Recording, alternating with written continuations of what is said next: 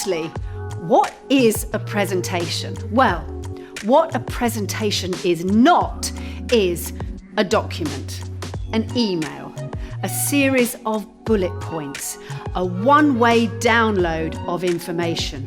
It is not a report. It is not a chance for you to send your audience to sleep.